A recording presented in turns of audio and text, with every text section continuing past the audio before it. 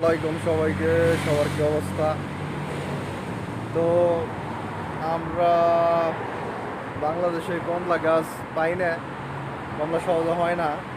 আর এখানে এক গাছে দেখছেন কত কমলা ধরে রয়েছে আমার পিছনে। তো এই জায়গাটা খুব সুন্দর। তার চাইতে চাইতে সুন্দর হচ্ছে এই কমলা গাছটা, যে এখানে একটা গাছে এত কমলা ধরে রয়েছে। তাই চিন্তা ভাবনা করতেছে একটা কমলা ছিঁড়বো গাছ থেকে, ছিঁড়ে চেক করে দেখি কি অবস্থা।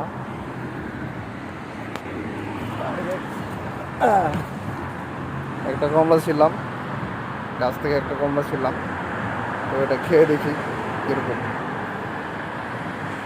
সবাই ভালো থাকবেন, আল্লাহ হাফেজ।